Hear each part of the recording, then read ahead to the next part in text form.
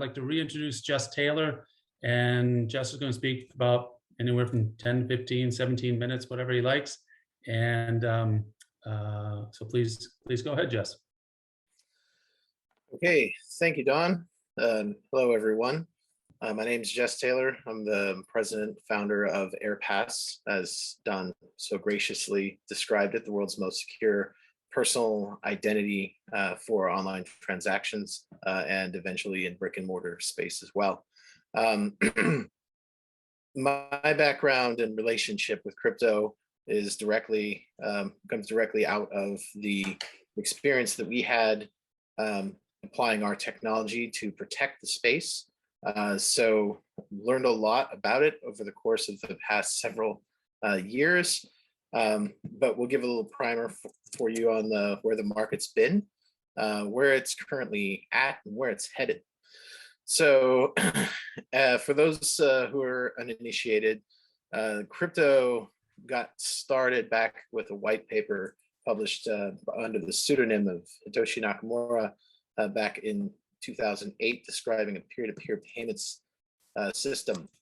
The methodology behind that came to be known as the blockchain. Essentially is the first instance of zero trust architecture in between computer systems that would allow people to effect peer-to-peer transactions without worry of fraud based on cryptographic hashing algorithms. So flash forward a few years, the novelty has given rise to an entire movement called Web 3.0, and hundreds of altcoins, as they're called, have been released into the wild, into the marketplace. These altcoins all represent an individual blockchain, and blockchain can most simply be described as a massively distributed ledger. In other words, everyone has a copy of the same database, and all the transactions that are in that database are recorded across all the servers that maintain a copy of this database. Servers compete to write new blocks to the ledger that record transactions that describe transfers of assets that are linked to these coins. In the case of Bitcoin, it's just the coin. So you're moving literally the asset itself or some fraction of the asset to other wallets on the chain. There are additional blockchains that have given rise to computational affects like Ethereum, which allows for a number of smart contracts, they're called, that actually that don't necessarily track Ethereum itself, but are tracking transfers of items, wealth, claims, amongst other people. And the blockchain is a way of tracking those claims. So it's created this whole asset class in coins and altcoins. And as with any new asset, there is quite a lot of growth, but the growth comes in fits and starts because there's quite a lot of volatility in the market, as has been evidenced from the incredible growth of Bitcoin from a market cap of zero, not even marginal, to over $1 trillion last year, and now back down to mere $8 as of yesterday. This is, needless to say, the global market is rapidly expanding, and for those who hodl, which is hold on for dear life, to cryptos that they acquire along the way, the future does indeed look bright, as the trend seemingly defies all expectations and continues to grow in momentum. Initially, there were only a few chains a few years ago. And again, I said that there was a proliferation to hundreds of different chains and hundreds of different coins or tokens, as they're called. And that's given rise to exchanges where coins and tokens are traded for real fiat currency or for other coins and tokens. The largest of these exchanges, Binance, is actually headquartered out of Hong Kong. So tip of the hat there. But the top 10 or so read like a who's who of people you've never heard of before: Binance, Coinbase Exchange, FTX, Kraken, KuCoin, Hobie Global, Gate.io, Bitfinex, Gemini, and Crypto.com, whose ads you may have seen during recent events like the Super Bowl. These exchanges and the chains that they represent are the principal location for buying and selling trading, the blockchain. Now, the thing about blockchain is that you can also directly purchase the assets off of exchanges. All you need is a wallet. So because of this decentralized nature, there is plenty of room for numerous additional means by which people can participate in this asset class. You can literally write a new blockchain just by writing the programming that causes it to operate, distributing that programming to other so-called nodes on the chain, minting coins, and then creating something called an initial coin offering. This would be a release of those coins to the public in an initial function. Now, you need to, in order to do this, you need a set of economics which define the relative scarcity of the token. But that was a major trend over the past 4 or 5 years. And that's what caused these relative explosion in new coins. The newest trend is NFTs. So remember I said that blockchain is a distributed ledger. So it's basically it's a very public and indisputable and immutable proof of ownership of a given asset by some given wallet. Think of it like a Swiss bank account. It's literally just a number.